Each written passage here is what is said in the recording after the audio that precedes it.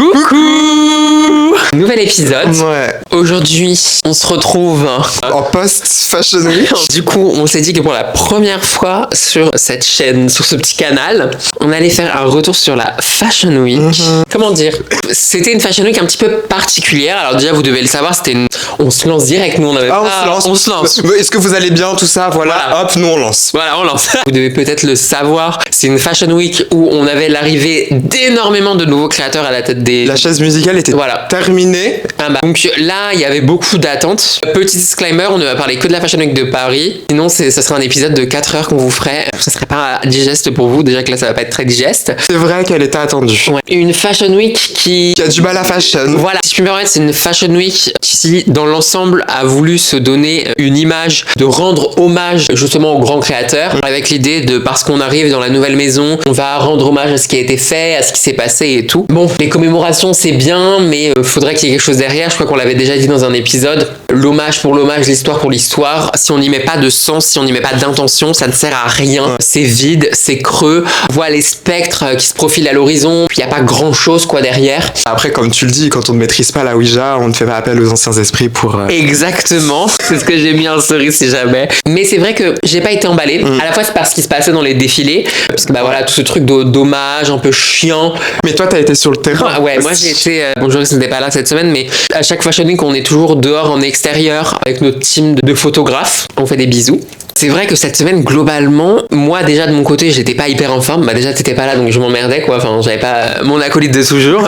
J'étais pas donf. Mais en fait, je trouve que globalement, le sentiment général, il était mais vraiment... Moi, j'ai parlé beaucoup du coup aux gens dehors. Ouais. Et c'est vrai que tout le monde était fatigué. Déjà de 1 parce que depuis quelques années, on a de moins en moins de street style à l'extérieur, ce qui témoigne aussi de ce qui se passe à l'intérieur des défilés et de globalement l'industrie de la mode. Mais du coup, c'est vrai qu'on s'endort dehors quoi. Il y a plus grand chose, on s'ennuie. Cette semaine, je me suis un peu tâtée à ne plus forcément retourner devant les défilés parce que j'ai pris aucun plaisir à aller devant les défilés. Il a fallu vraiment que je donne de ma personne pour prendre du plaisir, ce qui n'était pas forcément le cas avant. Tu vois, toi et moi, on arrive quand même à divertir un petit peu tout le public fashion. Et c'est vrai que là, j'en avais marre de tout ça, quoi. Non, mais ça se ressentait de ouf. Moi, du coup, je n'étais pas là parce que j'avais d'autres obligations. J'ai suivi, du coup, de très loin. J'ai été assez fantôme. C'était très chaotique Fashion Week. Ouais, c'est les ça. Spectres, c'était quoi? J'ai vu de loin, effectivement, ce qui se passait. J'étais là en mode, heureusement que je suis pas venu. Ouais. Et en même temps, je me dis, j'aurais bien aimé voir ça pour tirer quelque chose quand même de l'expérience que tu as pu vivre. Mais ça ne m'a pas effectivement transcendé. J'étais sur les réseaux sociaux, enfin, je voyais sur les réseaux sociaux, sur Twitter, je voyais les nouveaux défilés sortir au fur et à mesure. Et j'étais là en mode... c'est dur. J'ai mal aux yeux. Moi aussi, j'ai eu l'occasion de parler avec des gens du milieu un peu rapidement. Et c'est vrai que c'est pareil. Ils étaient pas forcément hyper emballés. C'était un peu déçus. On est dans une Fashion Week où on est censé avoir des jeunes créateurs, entre guillemets. On s'entend sur le mot jeune. Et des nouveaux, disons, tout du moins. Et en fait, on célèbre que l'ancien, quoi. On est vraiment... On se renouvelle pas. Faut pas non plus être dans le jeu du renouveau constant. C'est de la surconsommation, du consumérisme. On bannit ça. Et c'est vrai que... On peut innover avec ce qui est déjà fait. Je pense que les maisons devraient vraiment fermer leurs portes. Je pense qu'il y a beaucoup de maisons dites historiques, devraient historiques. Voilà. On met ça dans les musées, c'est dédié à ça, et on arrête de faire le bal des spectres. On dirait une mauvaise danse macabre. J'aime pas du tout ce qui est fait. Je trouve que plutôt que de vouloir rendre hommage, je pense qu'il y a énormément de choses qu'on peut faire dans les sociétés dans lesquelles on vit, tout ce qui se passe dans le monde. Je pense qu'il y a énormément de choses à tirer du monde, plutôt que de rester enfermé dans les carcans des anciens. Voilà, je trouve que ça devient creux. Je suis pas emballé. Voilà. Non, je suis d'accord. Et puis cette nostalgie persistante. Enfin, ça, c'est bon, ça fait 40 ans qu'ils sont morts, quoi. Enfin, je veux dire, c'est horrible, hein. Enfin, nous aussi, on aimerait qu'ils soient encore en vie. Voilà, y a pas de souci. Ils sont plus là. Ça sert plus à rien. Ok, on peut avoir parfois des petits redits en mode c'est mignon, ils ont pensé. Des petits rappels, voilà. En fait, le problème, c'est qu'il y a des maisons qui ont un ADN extrêmement particulier. Et en fait, quand on n'a pas, ce qu'on a beaucoup dit, mais quand on n'a pas l'intention derrière de la chose et qu'on le fait juste pour faire la chose, c'est pas possible. En fait, ça rend pas bien. Et c'est un des problèmes de cette Fashion Week, c'est qu'en fait, les créateurs qui sont nouveaux n'ont pas forcément les mêmes intentions que ces anciens créateurs. Mais ils tentent quand même de les ranimer. On signe une bonne fois pour toutes ces papiers de non-réanimation. On les laisse en fin de vie, ils meurent et ensuite on fait autre chose. Je pense qu'on peut construire de nouveaux beaux châteaux. Faut pas tenter de construire sur les ruines, c'est pas possible. Enfin, ça va forcément s'écrouler. Les pierres de base sont mortes. Laissez l'électrocardiogramme biper. Donc c'est le petit message d'introduction, un petit ras-le-bol. Dites-nous vous. Après vous avez le droit d'adorer la Fashion Week. On va parler de quelques défilants, on a sélectionné 10 en tout. On va peut-être pas tous les faire. Peut-être pas tous les faire, mais en tout cas, on en a sélectionné 10. Vous verrez si on a tout mis ou pas. Ce sera la surprise à la fin de l'épisode. Donc, à chaque défilé, n'hésitez pas à nous dire ce que vous en avez pensé. Peut-être que vous serez d'accord avec nous, peut-être pas du tout. Expliquez-nous en commentaire, n'hésitez pas à argumenter, tout. On se fera un plaisir de vous lire et de vous répondre. Et vous avez le droit d'aimer. Hein. Ah oui, bien sûr. Alors attention, hein, notre avis n'est pas la vérité suprême. On tient à le redire, c'est vrai. Chaque épisode qu'on fait, on n'est pas la vérité suprême. On le dit pas tout le temps, mais peut-être que parfois on fait des erreurs dans les épisodes, peut-être qu'on interprète mal certaines choses. Voilà, on n'est pas la vérité suprême. On a une part de subjectivité comme tout le monde. On ne se revendique pas être des scientifiques ou être des journalistes professionnels. On est juste deux folles sur un canapé. On en parle et on en parle comme on a envie d'en parler. Si vous avez envie d'en parler autrement, il y a aucun problème. Normal et il y a aucun problème. Et c'est ok. Et c'est ok. On va commencer. Allez. Et ben je te laisse emprunter le chemin des étoiles. On ne va pas atterrir sur une planète dans Star Wars, hein, bien évidemment. On va atterrir sur la planète Dior. Comme vous le savez, il y a eu le premier défilé Dior Femme par Jonathan Anderson. Ce défilé se veut un dialogue entre l'héritage profond de la maison Dior et la vision créative de Jonathan Anderson. Je n'aime pas du tout le fait que Jonathan Anderson soit chez Dior. Je pense que c'est plus une question d'ego. Voilà. Je suis d'accord. Moi, je voulais rajouter juste d'abord, là, en fait, on vous explique en gros ce que le défilé voulait dire. Et ensuite, on va vous donner notre opinion. Il a mis en scène une pyramide inversée pour tenter de créer justement le retour au passé et la boîte qu'on ouvre, un petit peu la boîte de Pandore. Okay. C'est un symbole de la mémoire et une volonté de ne pas réécrire l'histoire de la maison. Pas d'innovation, vraiment juste... On rend hommage. Okay. On avait la projection d'un film retraçant l'histoire de la maison. Christian Dior jusqu'à Maria a souligné véritablement l'envie de retourner aux racines profondes de la maison, d'amorcer un petit peu le tournant que la maison allait prendre. Il affirme ne pas vouloir tourner de dos à l'héritage, mais vraiment l'envisager comme une boîte à outils dans laquelle il pourrait aller piocher pour continuer à perpétuer l'ADN de la maison. Il a vraiment un rapport ludique à la construction de ses vêtements. Pour lui, c'est comme un espèce de jeu. Il y a vraiment un truc très régressif et on a l'idée de la fusion de la vision très contemporaine de la mode, puisque vous avez peut-être déjà vu le travail d'Anderson, notamment chez Loewe. Il est vraiment dans un truc très contemporain, un petit peu un côté surréaliste. Pour ce qui est des looks, les silhouettes étaient, donc on le disait, une réinterprétation des looks mythiques de la maison. On avait la robe d'elfe de 1948, on avait une réinterprétation de la robe Junon, on avait le tailleur bar qui a été modifié, on avait pas mal de nœuds qui florissaient un petit peu partout. On retrouve aussi des clins d'œil à la période Saint-Laurent, on travaille de manière plus radicale. L'ambiance était extrêmement contemporaine, presque froid, contrairement à cette idée de régressif de la mémoire. Je trouve qu'il y avait un paradoxe un petit peu bizarre. Ouais. Globalement, ce qu'il faut retenir, le renouveau de la maison et globalement le défilé en une phrase, c'est un hommage à Dior. Chaque détail dans les vêtements était une référence majeure à la maison. Comment vous dire ce qu'on a pensé du défilé? Première chose, moi, ce qui m'énerve encore en 2025 sur les défilés, c'est qu'on puisse me pondre des looks chez l'homme et qu'on fasse l'offense de les reprendre, de les féminiser, les mettre dans un défilé femme. Je trouve que c'est grotesque. Sabato De Sarno l'a fait chez Gucci, il a duré 1 an. Je comprends pas encore comment en 2025, où on tente constamment de déconstruire le genre, de questionner le genre, de comment est-ce que on porte le genre, on est encore dans un truc où on prend des looks qu'on a fait chez les hommes et qu'on les réinterprète chez la femme. À l'ère où on devrait au contraire arrêter de séparer les fashion week hommes-femmes, on a des grandes maisons comme ça qui prennent le parti de se dire d'accord, il faut qu'on ait des vêtements qui soient pour les femmes et il faut des vêtements qui soient pour les hommes. C'est fatigant. Fatigant de ouf. Moi, ce que j'ai eu l'impression en fait dans ce défilé, c'est que il a quand même fait une espèce de table blanche, les boules de chute de tout le monde, et que ensuite il balaye tout et refait les mêmes dispositions, mais avec la forme de Jonathan Anderson. Il a foutu ça sur des mannequins et il a dit voilà l'hommage. J'ai l'impression que juste sa recherche, c'était la recherche de forme. Mais qu'il n'y avait pas de fond. Encore une fois, on salue bien évidemment tout le travail des petites mains. En fait, ça faisait très Capharnaüm. J'ai l'impression de rentrer dans un énorme dressing d'une youtubeuse lifestyle qui reçoit des gifts de toutes les marques toutes les semaines et qui ne sait plus quoi en faire et qui les entasse.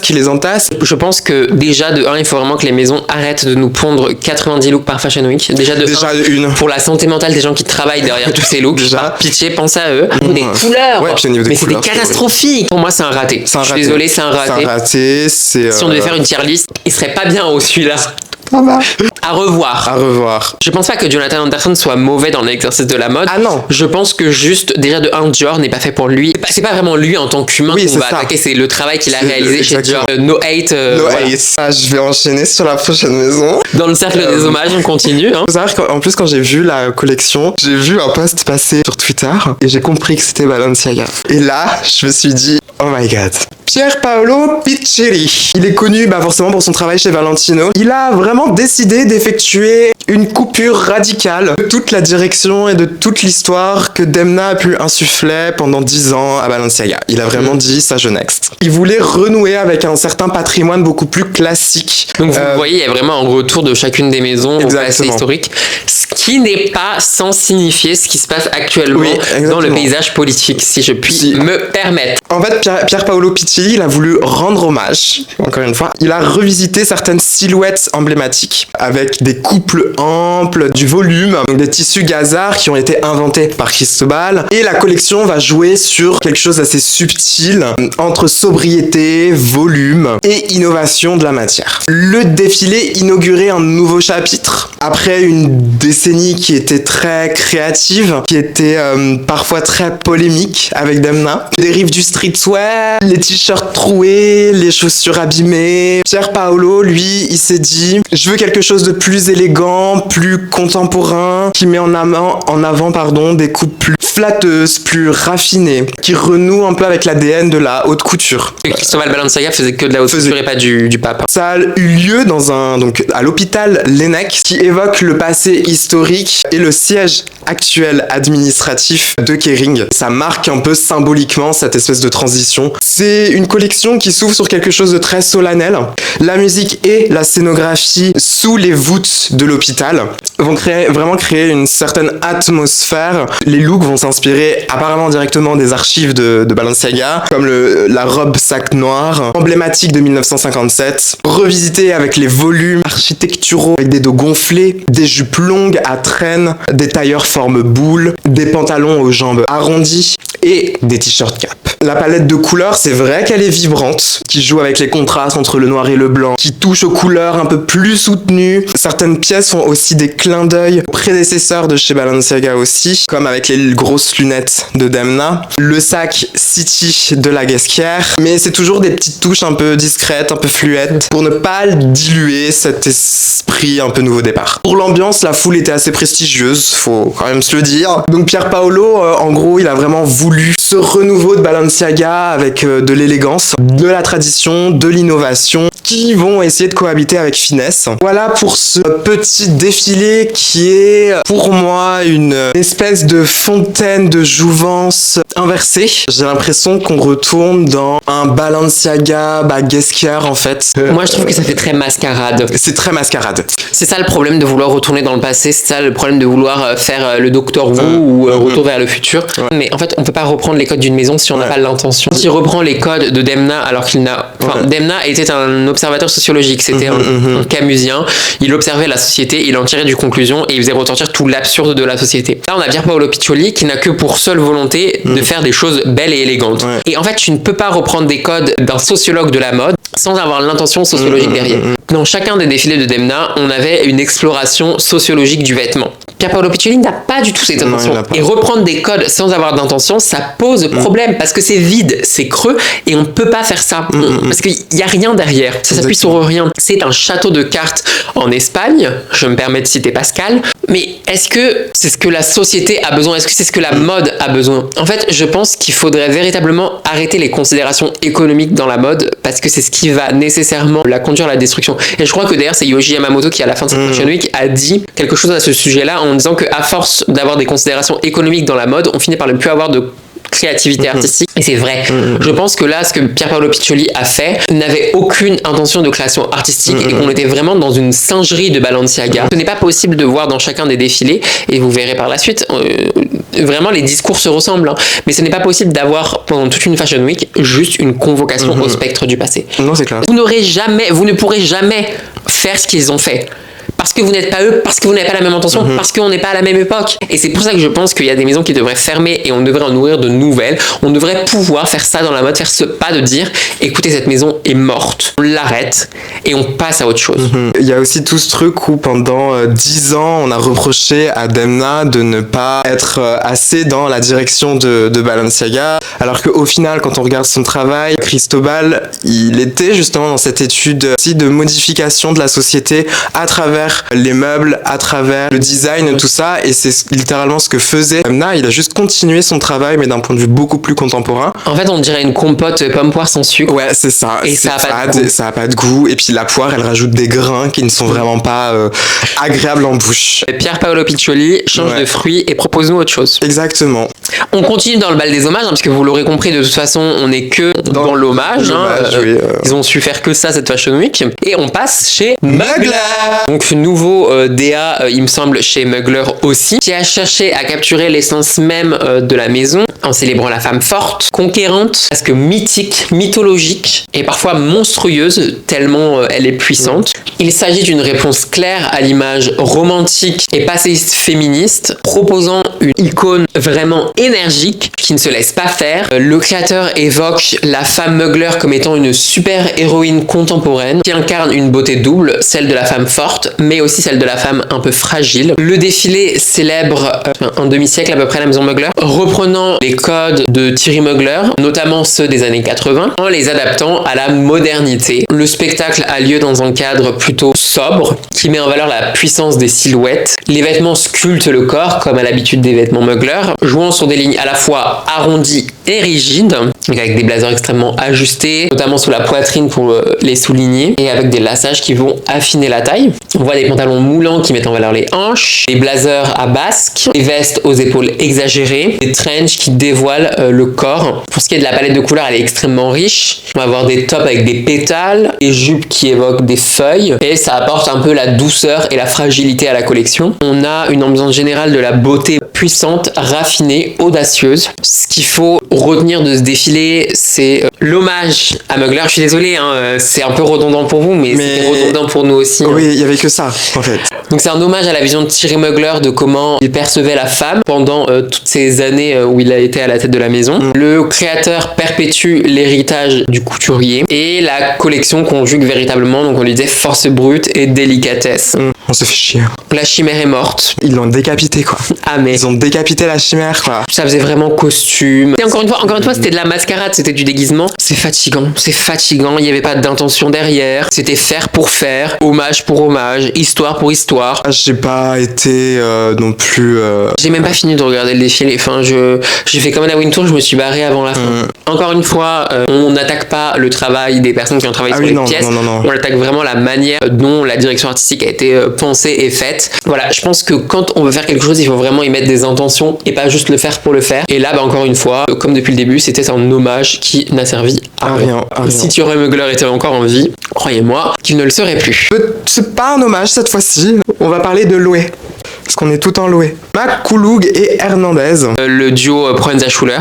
Ils vont perpétuer l'image connue de l'OFV, réputée pour quand même un artisanat d'exception, mais tout en leur influant une certaine nouvelle énergie. Ils vont vraiment jouer sur la dualité entre la rigueur et l'audace conceptuelle. Et ils vont vraiment maintenir cette innovation, cet esprit pionnier que l'OFV avait à l'époque, tout en consolidant bien évidemment une certaine réputation parmi les maisons les plus quand même influentes de la mode parisienne. C'est un moment assez charnière pour la maison parce qu'elle cherche à se conforter dans un espèce de peloton de tête d'affiche de la mode. Sous la direction de Anderson, c'est vrai que ça a été devenu une maison extrêmement tendance. Le défilé s'est fait à la Cité universitaire de Paris. Au niveau des looks, on est sur du cuir évidemment, toutes les variantes lisses, mat, travaillées dans toutes les formes possibles et imaginables, rigides. Ça va être autant des éléments décoratifs que des sculptures ou des vestes moulées ou rigides. Sur les couleurs, c'est vrai qu'on est sur du jaune, du rouge cramoisi, du bleu profond. On est sur des couleurs très tranchées. Ouais,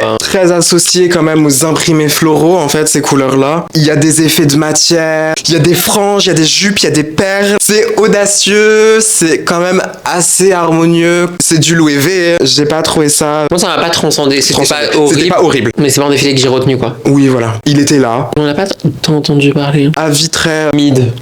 Il y a pas grand chose à critiquer. Après c'est critiquer pour critiquer, je pense ça sert à rien. Ouais, c'est là. Est-ce que c'est vraiment intéressant? Pas spécialement. Bah, pas pour nous en tout cas. Voilà. En tout cas, ça nous a pas touché. Est-ce qu'il y avait vraiment une intention intéressante derrière? Pas plus que ça. On sait bien de vouloir jouer sur les matières, les machins, les bidules, mais faut savoir s'arrêter au bout d'un moment aussi. Ouais. Je pense qu'un superflu d'infos, c'est bien quand c'est maîtrisé. Donc, résultat scolaire, canalisez l'énergie créatrice et vous en sortirez pour le prochain semestre. Et bah, je te laisse aller sur un sujet un peu touchy. Je suis en plein boycott de cette maison. Je vais parler du défilé Maison Margiela par Glenn Martins.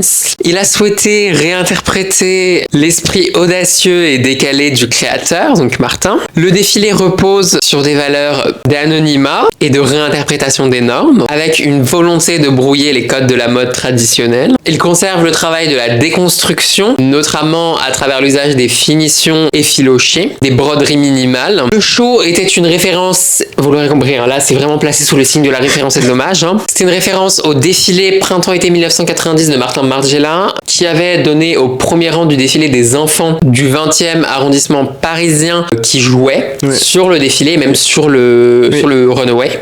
Glenn Martins reprend cette situation en invitant un orchestre d'enfants en costume XXL, donc avec des volumes qui n'étaient pas traditionnels pour les vêtements, à composer une musique en live, sachant que ce ne sont pas c'est pas des enfants qui jouent de la musique de base, donc c'était un peu une cacophonie, ce qui pour le coup, on le reconnaît, ressemble énormément à la maison de Martin, quoi. Ce qui donne du coup une couche narrative supplémentaire entre le dialogue entre héritage et nouveauté. Et cette comparaison renforce l'image de la maison qui est en mouvement mais qui conserve son identité. N'hésitez pas à ne pas mettre d'égérie par exemple pour conserver l'identité. Mais enfin, je pose ça comme ça, hein. Je dis pas que ça s'inscrit dans une réalité qui a pu être faite récemment de prendre par exemple Miley Cyrus en tant qu'égérie. Pour ce qui est des looks, on retrouve la signature mythique des 4 points blancs qui là cette fois s'affiche de manière très originale puisque c'est son protège-dents, bijoux de bouche, c'est comme le gagging, qui sont portés sur tous les mannequins dans une volonté d'uniformiser les visages de chacun des mannequins. On a un tailoring qui est revisité avec des épaules arrondies, des pantalons à fourche très basse. On le disait, des finitions volontairement inachevées, ce qui est traditionnel, qui confère aux vêtements un aspect vivant, organique, un travail qui est encore en cours de construction. On a l'utilisation innovante de matériaux, le denim, la plastification qu'on retrouvait chez Martin.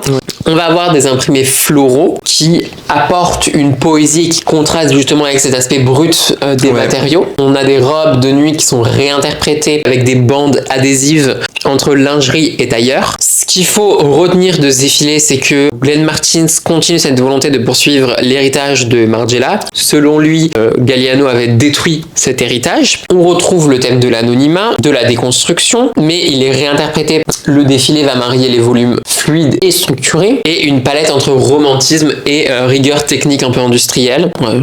Voilà. Si je peux quand même dire des petits mots là-dessus, moi j'ai aimé la mise en scène. Mais tu vois, je trouve que ça manquait encore d'intention. Non, ça manque. Non, mais il y avait une spontanéité des enfants qui étaient dans le 20e, dans les années 90. Là, on a aucune spontanéité. Tout est orchestré.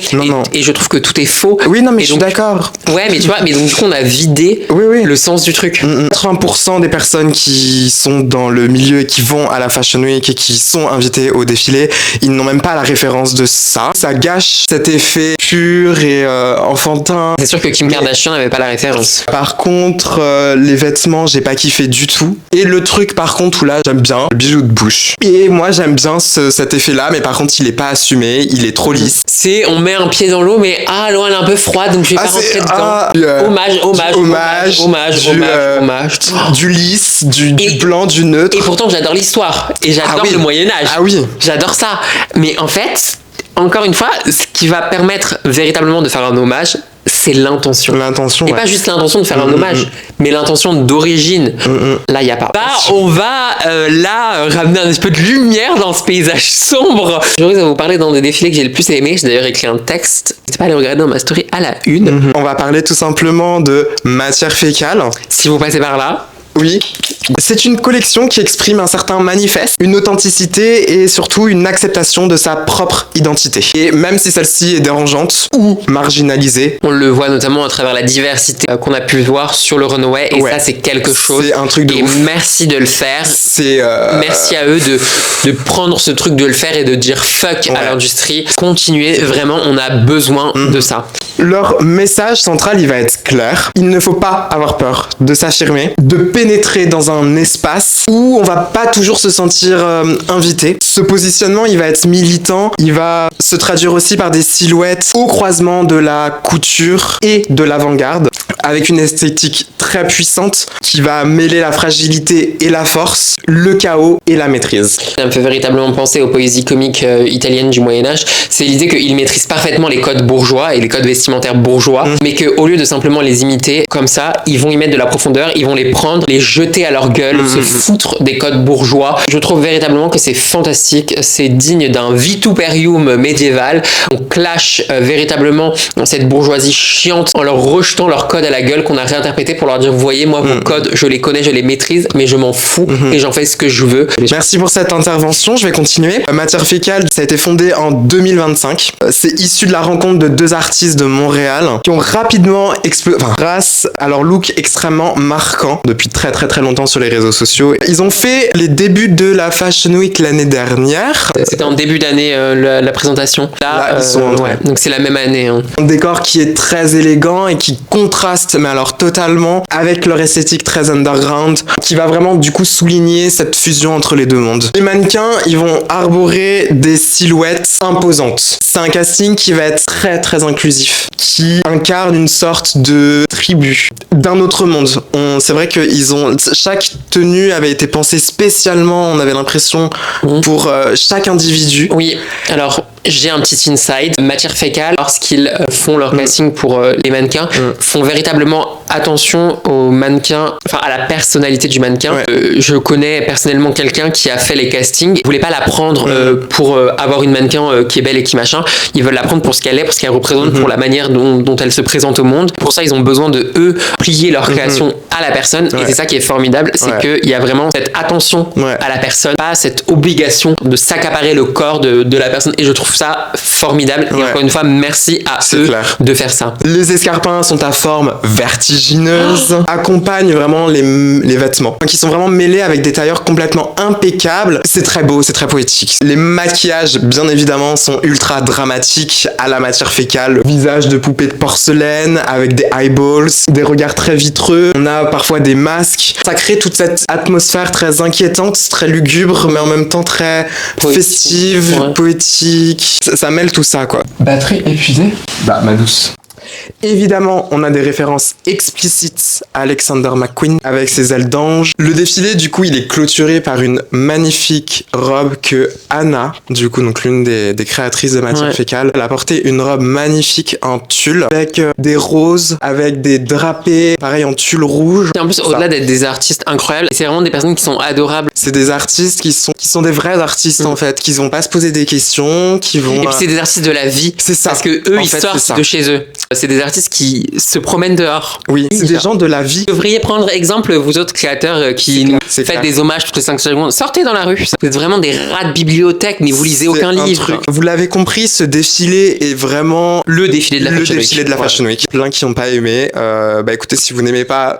Il y en a qui ont encore le Covid, hein, c'est peut-être votre cas, vous avez pas de goût. C'est aussi pour ça que j'aimerais que les grandes maisons ferment, c'est parce qu'il y a ces maisons-là qui sont naissantes, qui ont des choses à dire, qui ont des trucs à faire.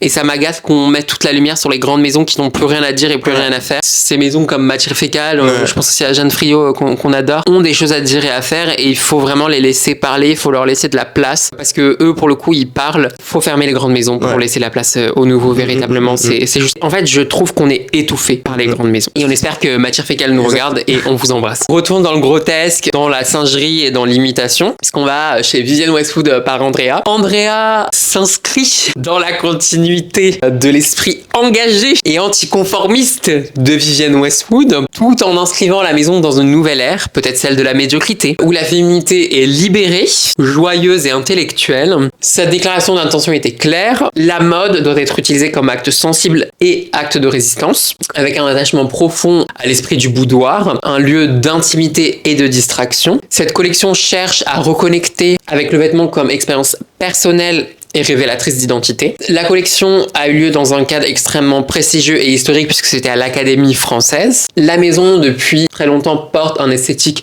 punk, rock, un peu chic british. Les silhouettes sont riches en textures, comme d'habitude chez Vivienne Westwood. Donc on a des soies, des jupes asymétriques, des robes drapées, des tailleurs, des matières dufteuses. On a un mix de motifs dépareillés, des tissus précieux mixés avec des tissus moins précieux, ce qui crée des effets de contraste assez importants. Le défilé est clôturé par l'apparition de Heidi Klum, qui est d'ailleurs du coup arrivée en retard au défilé auquel elle a été invitée juste après, parce que du coup j'étais devant.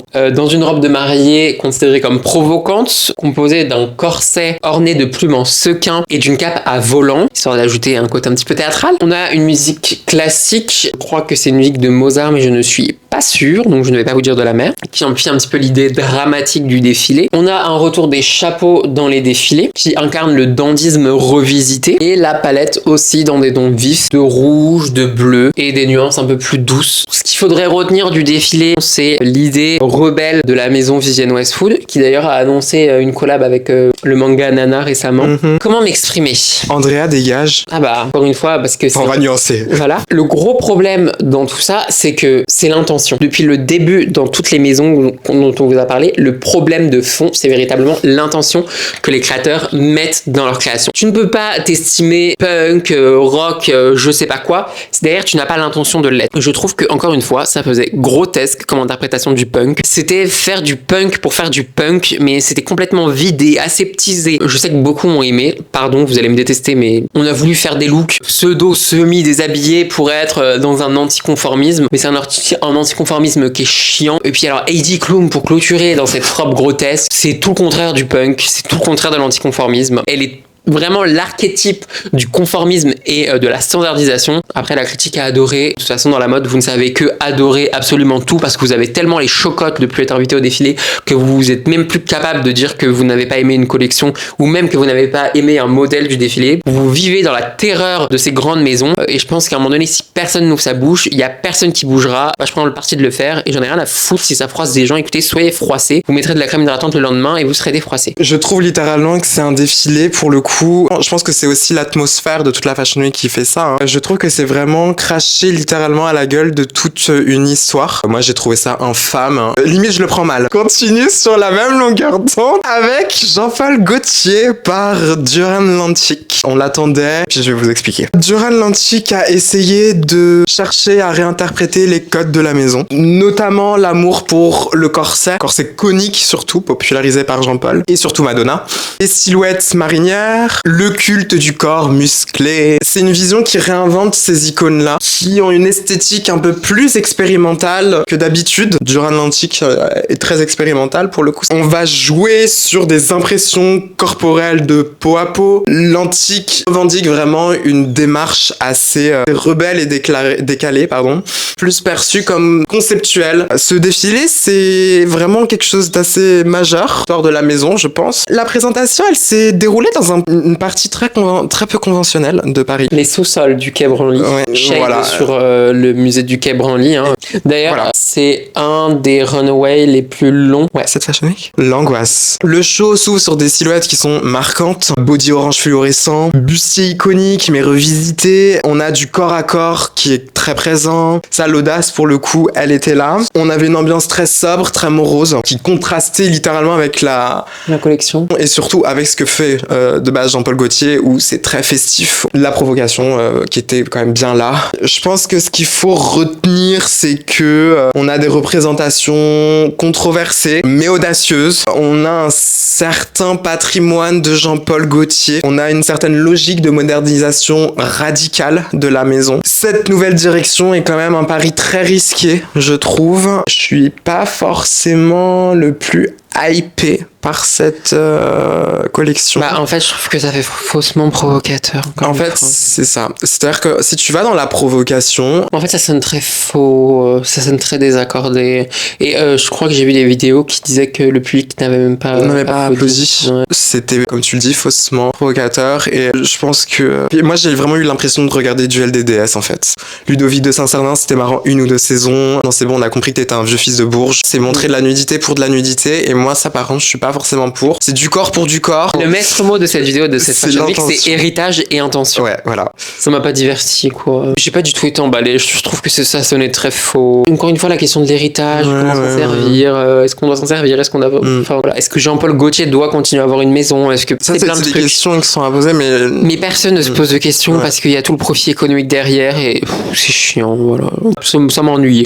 On avait prévu de faire 2 autres défilés, comme vous le savez, mais on a pas mal parlé. Donc on passe à la fin de cette vidéo. On espère que ça vous a plu cette petite review. Ouais. N'hésitez pas à nous dire si vous êtes d'accord, pas d'accord. Voilà. Si vous avez un autre avis. Chacun des défilés, n'hésitez pas à nous faire votre petit retour. Peut-être qu'on en fera d'autres pour les prochaines Fashion Week. Si jamais il y a des défilés, vous voulez qu'on en parle en vidéo, n'hésitez pas à nous les mettre en commentaire. On pourra refaire une vidéo sur cette Fashion Week là si besoin est. On vous a résumé l'épisode. De toute façon, c'est héritage et intention. Il n'y a pas d'autres mots. Cette Fashion Week nous a fait chier. C'était je pense que vous allez le ressentir de toute façon à la vidéo. On n'était pas du tout emballé par la Fashion Week, mais on avait vraiment cette volonté d'en parler parce qu'il faut des voix un petit peu subversives pour contrecarrer cette presse qui s'endort. C'est insupportable parce que franchement, cette Fashion Week là, il n'y avait pas grand chose. Les grands éloges là. Des éloges, mais des éloges. On va s'arrêter là, guys. Ouais, on va s'arrêter là. Des bisous, ouais. Puis on vous dit à la semaine prochaine. Exactement. Évidemment, YouTube, likez, on commente, on like, on partage, on s'abonne, cloche de notification, Instagram. Bref, vous savez, comme d'habitude, le refrain habituel. On fait des bisous.